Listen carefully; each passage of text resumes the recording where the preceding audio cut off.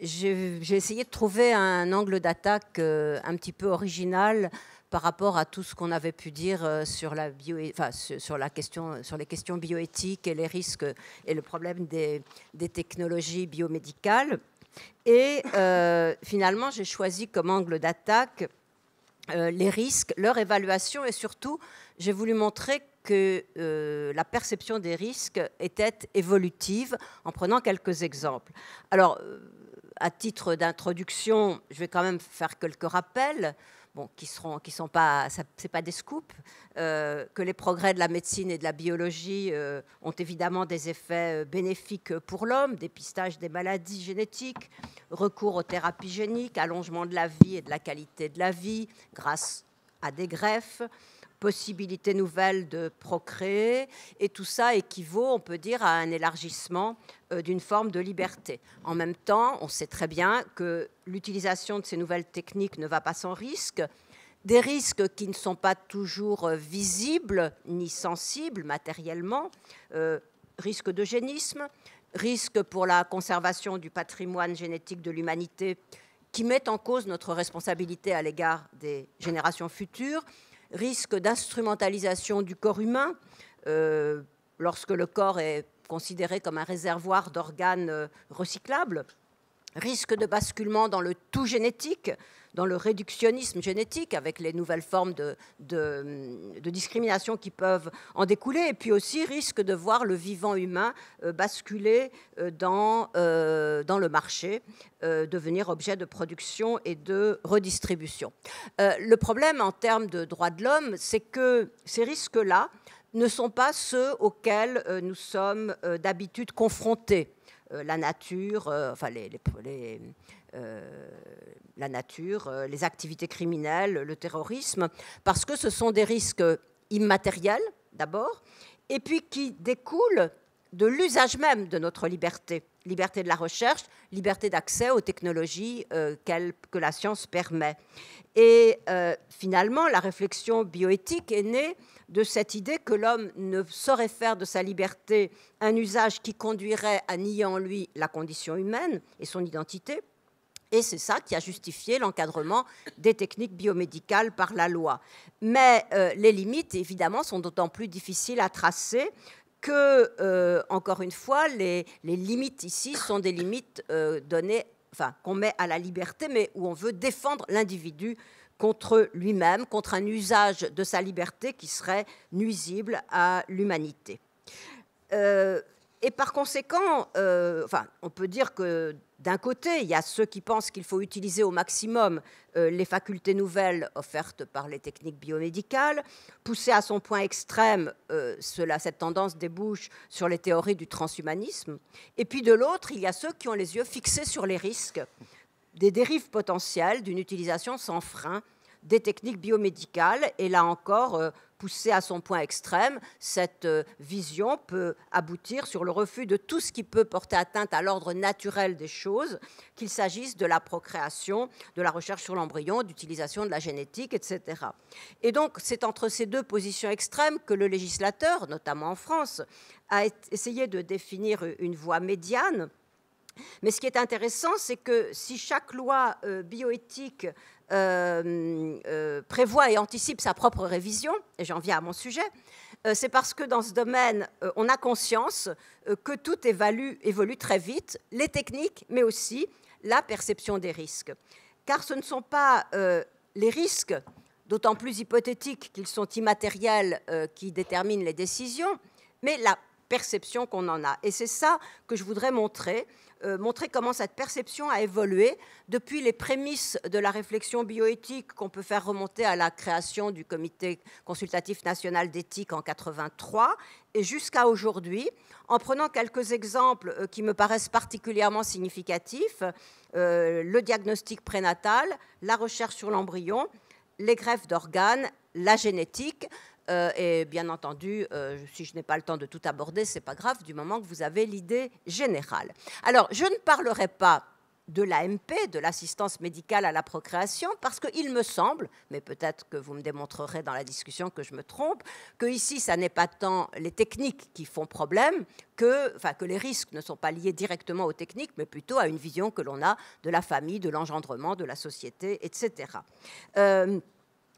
Il y a un autre exemple que je n'ai pas cité, mais dans le prolongement de ce que vient de dire Maryse, moi j'ai un souvenir très aigu des discussions très vives que l'on a eues avant 1994, c'est-à-dire avant une des lois de bioéthique qui parlait des registres épidémiologiques, où je me souviens de réunions où il y avait des gens de la Ligue et il y avait Axel Kahn qui était donc directeur de l'INSERM, et on disait mais quand même les registres épidémiologiques, qui sont bien sûr très utiles pour la recherche, si vous les faites, c'est à partir des données personnelles des patients, donc vous avez là une modification, un changement de finalité, puisque d'habitude, quand on recueille les données, c'est pour le bien des patients. Et en plus, ce ne sera pas complètement anonyme, ce sera seulement anonymisé. Donc, nous, on est pour que les gens consentent. Et là-dessus, Axel Kahn disait, mais si vous leur demandez de consentir, ils diront qu'ils ne veulent pas consentir. Donc, l'idée, c'était juste de marquer, de mettre des affiches, vos données, blablabla. Bla, bla, bla. Et il parlait aussi de solidarité, d'obligation de solidarité. Nous sommes soignés par l'État et par conséquent, nous avons une obligation de solidarité. Bon, c'est lui qui a gagné, peut-être que c'est lui qui avait raison d'ailleurs. Et d'une façon générale, tout ce que je vais dire ici, je ne juge pas. Hein, ce sera plutôt des constats. Alors, rappelons quand même le long chemin des lois bioéthiques. 83, création du Comité consultatif national d'éthique. Décembre 86, on met en place un groupe de travail au sein du Conseil d'État qui pond un rapport qui s'appelle « Sciences de la vie, de l'éthique au droit ». Et le souhait de Guy Bréban, qui en était le rapporteur, c'était que pour le bicentenaire de la Révolution, on ait une loi bioéthique. Eh bien, ça n'a pas été si simple, puisque vous le savez sans doute, les premières lois bioéthiques, c'est 94. Donc, il a fallu tout ce temps. Parce qu'entre-temps, il y a eu... On a dit ça ne suffit pas, donc Noël Lenoir, on lui a demandé un rapport. Ensuite, en 92, on dépose 3 projets de loi qui seront finalement les projets de loi de 94, adoptés en 94, mais comme entre-temps, qui sont votés par l'Assemblée nationale. Entre-temps, il y a changement de majorité, donc on demande un rapport à Mattei. Bref, avec tout ça, c'est 94.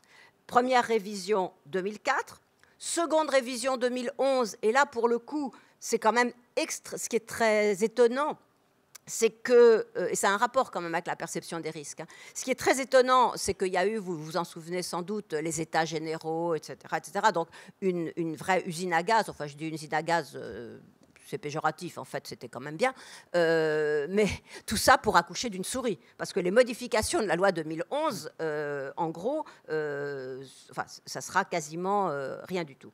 Et puis, en dehors de la prochaine loi, ce sera... prochain cycle, ça devrait être 2018. Et là, on voit poindre des questions émergentes qui n'étaient pas du tout dans les lois précédentes, les neurosciences et l'imagerie cérébrale et les nanotechnologies dont vous nous parlerez sans doute. C'était la justification du fait que je parle avant vous. C'était chronologique, en fait. Voilà. Mais entre-temps, il y a eu quand même d'autres lois, 2013 sur la recherche sur l'embryon et 2016 où on assouplit le consentement pour les dons d'organes. Donc, j'ai à peu près épuisé la moitié de mon temps de parole, mais ce n'est pas grave. Je vais donc maintenant prendre 4 exemples. Le diagnostic prénatal. Le diagnostic prénatal a fait des progrès très importants, donc développement rapide des techniques, et dès les années 70-80, les médecins commencent, et les autres aussi, commencent à se poser toute une série de questions. Par rapport, mais ça je n'en parlerai pas, par rapport à la gravité des pathologies que l'on décèle, hein, soit par analyse génétique, soit par échographie en général, et aussi par la question des faux positifs ou des faux négatifs. Est-ce qu'il vaut mieux... Parce que le vrai problème, j'ai oublié de le dire, c'est que le diagnostic prénatal va permettre de dépister des anomalies génétiques ou des maladies que l'on ne sait pas soigner. Si on sait les soigner, il n'y a pas de problème. Donc, dans ce cas-là, le débouché fréquent, c'est l'interruption de grossesse. C'est là qu'est le problème. Donc les médecins se posent toute une série de questions. Et une des questions, bien sûr, je ne traiterai que celle-là, c'est la crainte de la dérive eugéniste. C'est-à-dire que si on... et le problème de savoir à quel niveau également on met la barre pour accorder le droit d'avorter. Et là, donc finalement, la loi de 1994 ne fixe pas de maladies, ne fixe pas de liste de maladies, il n'y en a pas. On confie finalement le soin aux médecins de décider si les critères de la loi sont remplis, à savoir une affection d'une gravité, etc., et qui n'est pas soignable. Et en fait, moi je me souviens que quand j'ai commencé à m'intéresser à cette chose, c'était au milieu des années 80, vraiment on avait très peur de toutes les dérives potentielles. Et alors on parlait l'eugénisme, sous-entendu un eugénisme doux, qui n'est pas une forme d'eugénisme, parce que dès qu'on dit eugénisme, on pense évidemment Hitler ou aussi tous les pays notamment scandinaves, qui ont instauré une forme d'eugénisme, alors que ce n'étaient pas des pays totalitaires, mais un eugénisme doux, comme on disait, c'est-à-dire qui ne naît pas d'une décision, une décision imposée d'en haut. Il faut éliminer tous ceux dont la vie ne mérite pas d'être vécue, mais une forme qui viendrait de l'agrégation de décisions individuelles des parents, dont chacune est éventuellement légitime, prise une par une, mais qui, tout ensemble rassemblées, font que, finalement, l'élimination, si vous voulez, de tous les embryons ou les fœtus qui sont porteurs de certaines anomalies, de certaines maladies, risque finalement d'abaisser le seuil d'acceptation de l'anormalité, anormalité en un seul mot, dans la société. Et que, bien entendu, ce qu'il faut, c'est aussi que la société, qu'il y a un devoir de la société de remplir ses devoirs par rapport aux personnes nées avec un handicap ou une maladie grave. Et malgré... alors, les dérives, apparemment, n'ont pas eu lieu, puisque je dirais que quand on s'intéresse au diagnostic prénatal, on a l'impression qu'aujourd'hui, c'est devenu un non-problème. C'est devenu un non-problème. Il peut y avoir encore, non pas des désaccords, d'ailleurs, c'est très bien encadré. C'est-à-dire qu'il y a seulement quelques équipes en France, un certain nombre d'équipes qui sont autorisées à le faire. Donc, elles rendent des rapports, notamment à l'agence de biomédecine dont Maryse vous a parlé. Et on a l'impression que ça marche correctement. Reste que aujourd'hui, toute femme enceinte a droit à un dépistage qui permet de repérer très en amont si elle est à risque plus que les autres d'avoir un enfant atteint de trisomie 21. Et à partir de ce moment-là, de nouveau, on met en place un processus où la femme, comment dirais-je, bien sûr, elle peut refuser. D'ailleurs, c'est intéressant. On ne dit pas qu'elle peut demander à l'avoir, ce test. On dit qu'elle peut le refuser. Et de fait, il y a eu, notamment Didier Sicard, qui était à l'époque président du CCNE, estimait que là, de nouveau, la généralisation de ce dépistage prénatal était, dans le but d'éradiquer la trisomie 21, c'était encore quelque chose d'assez effrayant dans sa finalité, finalement, assez eugéniste. Reste que, aujourd'hui, ça se fait systématiquement. Non, la femme peut refuser, bien sûr, mais enfin, la proposition est faite systématiquement. Que, honnêtement, qu'est-ce qu'il faut en penser? Je pense que chaque personne, chaque femme enceinte ou chaque papa en projection doit trouver ça plutôt rassurant. Donc là non plus, je ne porte pas de jugement, mais le fait est là. Et la question se posera bientôt que l'on pourra détecter les variations génétiques du fœtus de façon beaucoup plus détaillée, avec le séquençage du génome humain. Donc jusqu'où ira-t-on dans l'étude de l'embryon et du fœtus, alors in utero? C'est une vraie question. Autre élément sur lequel on a complètement lâché, c'est le diagnostic préimplantatoire. Le diagnostic préimplantatoire, c'est bien entendu dans le cadre d'une AMP, d'une assistance médicale à la procréation.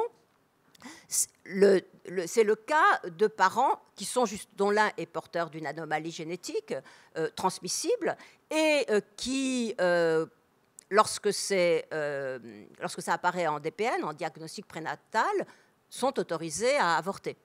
Et donc, quand ils ont fait ça une fois, deux fois, trois fois, on se dit quand même, ce serait mieux de les autoriser à avoir recours à l'AMP, c'est-à-dire à ne pas procréer par les voies naturelles, mais par l'aide médicale à la procréation, comme on fait pour ceux qui sont stériles, mais eux ne sont pas stériles, justement, et de tester les embryons avant de les réimplanter. Là aussi, je me souviens que Testard avait critiqué vigoureusement ce système, en disant que c'était la porte ouverte à l'eugénisme. Ben, ça marche, en fait. Les dérives, on ne les voit pas beaucoup. Il y a très peu de centres, d'ailleurs, en France, qui sont autorisés à faire du DPI. Donc, la question, c'est plutôt comment les couples arrivent à faire le DPI. Et je voudrais, alors, 2 minutes, là aussi, avec quelques étapes sur les dons et greffes. Les principes en tension, c'est d'un côté la possibilité donc de sauver des vies humaines en obtenant le maximum de greffons, mais de l'autre côté, le principe de la libre disposition de soi qui fait qu'on ne peut porter atteinte, enfin libre disposition de soi et indisponibilité du corps humain, qui fait qu'on ne peut, comment dirais-je, utiliser votre corps et les éléments de votre corps qu'avec votre consentement. Et qu'est-ce qui s'est passé? Eh bien, vous le savez sans doute, la loi Caillavet de 1976 avait parlé de consentement présumé. Le ver était déjà dans le fruit. Enfin, je dis le ver est dans le fruit, je le dis de façon inexacte, car je ne suis pas sûre que ce ne soit pas une bonne idée. C'est vrai que c'est beaucoup plus sympathique qu'on dise tous oui, mais bon, bref. 94, là, on remet un petit peu, on garde le consentement présumé.